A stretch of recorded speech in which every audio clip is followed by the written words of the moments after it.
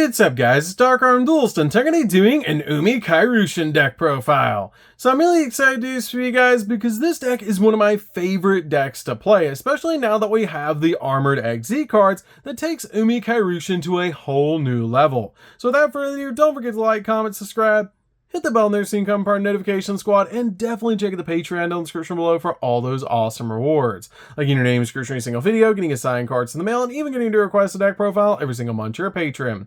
So without further ado, let's get straight on into this. So first off, we're playing 3 copies of Ocean Dragon Lord Kairyu-Shin, our main boss monster. This card has an amazing ability that while Umi is on the field, each player can only control one face-up non-water monster, which is an insane ability to lock down your opponent. It also has the ability during your main phase, you can add from your deck to your hand one Umi Kairyu-Shin spell or trap card or a Sea Stealth spell or trap card from your deck to your hand. I love that ability about this card to be able to add any of those cards from your deck to your hand, because the majority of those cards are our powerhouse cards that are going to help us win the game. We then play 3 copies of Electric Jellyfish. Electric Jellyfish is an amazing 3-of in the build because you can actually send one Umi from your hand, deck, or face up from field to graveyard to special summon a water monster from your hand, which is a crazy powerful effect to combine with your copy of Kairyu-Shin, because if you only have these 2 cards in your hand, it's very easy to set up your board, which is absolutely insane. It also has the ability when your opponent activates a monster effect or a spell effect while Umi is on the field, quick effect, you can negate that effect. Then you can make this card gain 600 attack and defense points, which is a really cool ability for this card to have. We then play 3 copies of Warrior of Atlantis. Warrior of Atlantis is a really good 3-of in the build because it lets you discard this card to the graveyard to add 1 copy of a Legendary Ocean from your deck to your hand, so you can basically get your copy of Kairyu-Shin out as a normal summon, which is insane because your copy of a Legendary Ocean is going to drop your water monster's levels down by 1, making your copy of Kairyu-Shin a level 4 in your hand, so you can just normal summon it for free while a Legendary Ocean is on the field. We then play a single copy of Doom Kraken. Doom Kraken is a really cool 1-of hand trap in this deck, and I really like this card in the build because it helps out a lot, but I feel like you only need a single copy in this build. We then play a single copy of Mega Fortress Whale. This card is an insane boss monster for the deck that's pretty easy to put on your side of the field, but it helps you OTK your opponent, which is why we're playing this card as a 1-of in the deck. We're then playing 3 copies of Abyss Shark. Abyss Shark helps us go in for a bunch of different XZ plays, which is amazing because if this card is used for an XZ summon of a number monster, it can be treated as a level 3, 4, or 5 monster. And if all monster you control are water monsters, you can special summon this card from your hand, and if you do, add 1 level 3, 4, or 5 fish monster from your deck to your hand, which is a really cool ability to be able to use with this card so you can go in for XZ plays.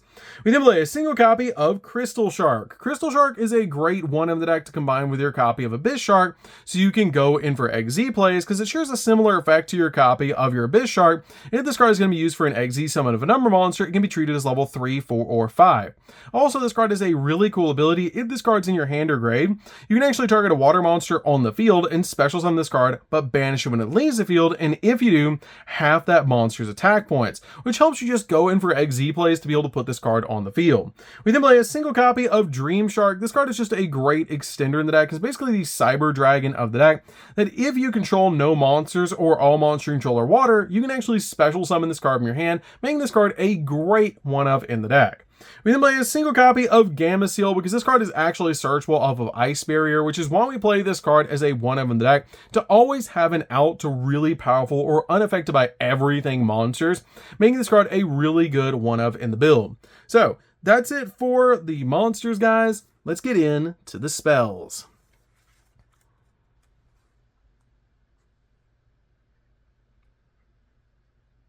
So for the spells, we're going to start with a single copy of Called by the Grave. Called by the Grave is a definite 1-of in the deck to basically just stop your opponent from hand trapping you while you're going in for all of your plays. We then play 2 copies of Sea Stealth 2. Sea Stealth 2 is a really cool card in the deck that becomes Umi while on the field or in the graveyard, which just gives you additional copies of Umi to be able to use with all of your other cards. But this card is really cool because your opponent cannot target water monsters that you control with non-water monster effects. And at the start of the battle phase, you can actually special summon from your hand or grave one monster that mentions Umi or one water normal monster in defense position but destroyed at the end of the battle phase, which is a really cool ability to constantly bring back your monsters to your side of the field. They do get sent to the grave at the end of the battle phase, but that's totally fine because it helps you from being OTK or even helps you OTK your opponent. We then play 2 copies of Foolish Burial Goods. Foolish Burial Goods is good. This card is amazing in the deck as a 2/0 just to help you send your copies of Ice Barrier to the graveyard to be able to banish it and be able to get searches, which is just really insane. We then play 3 copies of a Legendary Ocean. This card is one of the most important cards in the entire deck, because when this card is on your side of the field, this card is always treated as Umi, which is amazing that this card is always treated as Umi to help you out with all of your plays. But when this card is on the field, all water monsters on the field gain 200 attack and defense, and you reduce the level of all water monsters in both players' hands and on the field by 1, making it so cards like Kairyu-Shin become level 4, so you can normal summon them instead of having to tribute something to summon them out to your side of the field. This card is a definite 3-of in the deck, and you always want to be able to get to this card. We then play 3 copies of Fish Sonar. This card is basically the Rhoda for the deck, letting you add 1 level 7 or lower monster from your deck to your hand that mentions Umi, which is a really cool ability about this card. We then play 3 copies of Pot of Prosperity. Pot of Prosperity is really good as a 3-of because we don't super need everything in the extract, so this card helps us dig into the deck for the exact stuff that we need so we can keep going in for plays. Especially getting to cards like a Legendary Ocean or a Kairyu-Shin is extremely important, and this card helps us get to those plays. So that's it for the spells, guys. Let's get into the traps.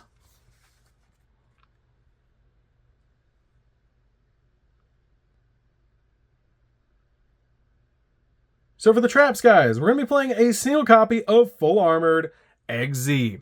This card is an extremely important 1-of in the deck to be able to use with our Armored Izzy cards. It helps you step into a lot of really cool cards, which is why we're just playing this card as a 1-of in the deck, because it is searchable. We then play a single copy of Kairyu-Shin's Dark Reef. This card is a definite 1-of in the deck to help us OTK our opponent, because it lets us send 1 face-up Umi you control to the graveyard to special summon up to 2 monsters with different names from your hand and or deck that mention Umi or water null monsters in defense position, which is a really cool ability to use this card just to be able to help you swarm the board. This card is an amazing 1-of in the deck that is searchable off our copy of Kairyu-Shin, which is just really, really good. We then play 2 copies of Ice Barrier. Ice Barrier is amazing in this build because this card actually helps you protect your copy of Kairyu-Shin while also searching out level 5 or higher water monsters, because it has the ability that when an attack is declared involving your opponent's monster, change that opponent's monster's attack to 0 and negate its effects. Also, it cannot change its battle position, which is a really cool effect to be able to use if you do draw into this card. You don't usually want to see it, but it's really good if you do need to protect your copy of Kairyu-Shin. But the main effect you're using with this card is to banish this card from the graveyard to send a level 5 or higher water monster from your deck to the graveyard. Then you can add 1 water monster from your graveyard to your hand, and it doesn't have to be the same monster you send to the graveyard, which is great to help you recycle something that you really want. We then play 2 copies of Sea Stealth Attack. This card is great as a 2-of in the build, because when this card is activated, you can activate Umi from your hand or graveyard, letting you get your copy of a Legendary Ocean onto your side of the field if it's in the grave and you don't control it, which is really cool. This card also has a really cool ability. Once per turn, you can banish a water monster that you control, and until the end phase, this turn, face-up spells and trap cards that you control cannot be destroyed by your opponent's card effects, even if this card leaves the field. And also, at the start of the damage step, if your water monster, whose original level is 5 or higher, battles an opponent's monster, destroy that opponent's monster, which is an insane effect. We then play 3 copies of Gozen Match. Gozen Match is a definite 3-of in the build. Basically, Kragen lock your opponent with Gozen Match so that they can't play the game, which is just super cool about this card, to just lock down your opponent. Plus, you can protect it with cards like Sea Stealth Attack, which is just really, really good. But this card is an amazing card in the build. So, that's it for the main deck, guys. Let's get into the extra deck.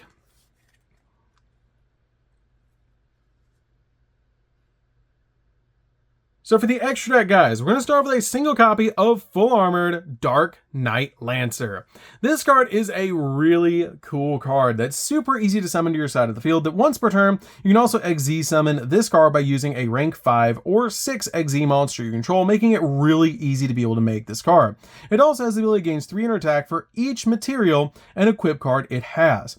And once per turn, you can actually target an XZ card in your graveyard and add it to your hand. And once per turn also, if an equip card becomes equipped to a monster you control, you actually get the ability to attach one monster your opponent controls to this card as a material, which is an insane effect to be able to eat an opponent's monster. We then play a single copy of Full Armored Crystal Zero Lancer. This card helps us step into our copy of other cards in the deck, like our copy of Dark Knight, but this card is insane because you can also XZ summon this card using a rank 5 water monster that you control, making it very easy to be able to make in the deck. Plus it gains 500 attack for each XZ material attached to this card, and if this face-up card in the field would be destroyed, you can detach a material from this card instead.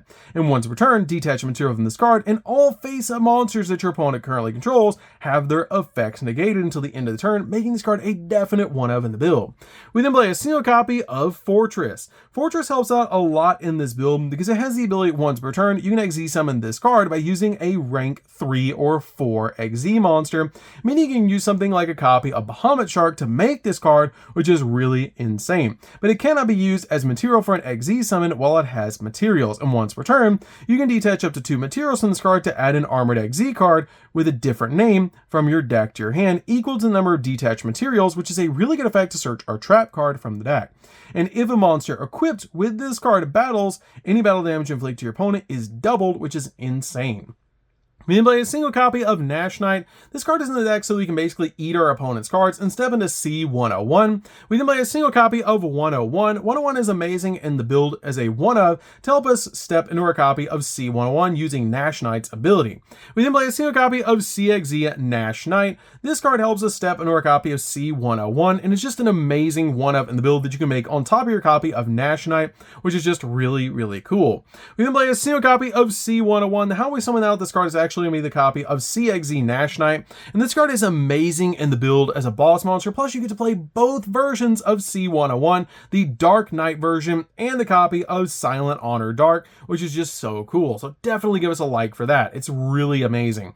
But this card is great in the build because it can basically just eat cards. Because once per turn you can actually target a special monster your opponent controls and attach to this card as a material, which is a really cool effect about this card. And when this card is destroyed and sent to the graveyard while it has an XZ material, you can actually special summon this card from your graveyard and gain life points equal to the original attack of this card, basically giving you 2,800 attack points, which is insane. But you can only activate this effect if number 101 is basically in the graveyard, which is really important to be able to do, which is why you basically go through this line to be able to make this card.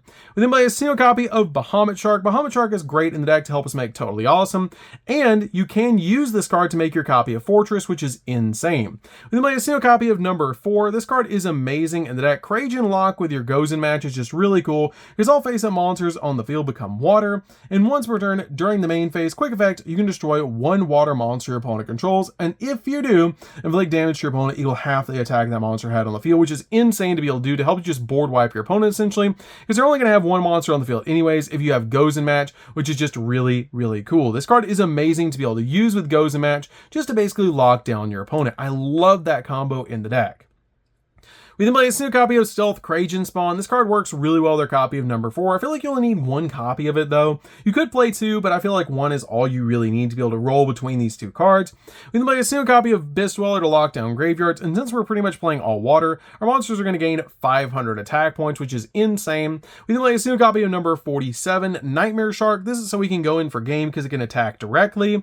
Play a single copy of AA Zeus. This is so we can board wipe the field just in case we need to. And finally, we're playing a single copy of Typhon. These 2 are the only non-water monsters we're playing in the deck, so they're really important to keep that note, but these cards are just too good not to play. Plus you can make this card insanely easily, which is why we're playing the copy of Sky Crisis. So that's it for this one, guys. I hope you enjoyed. This deck is super fun to be able to play. If you guys have never played Umi Kairyu-Shin before, you definitely should, especially now that we have the Armored XZ cards, which are just so cool. I absolutely love them in the deck, and it's a really fun deck to be able to play, and the main deck is actually extremely budget, which is really, really nice. So, that's going to do it for this one, guys. Don't forget to like, comment, subscribe, hit the bell and there so you can become part of the notification squad. We'll see you guys in the next video. See you later, guys.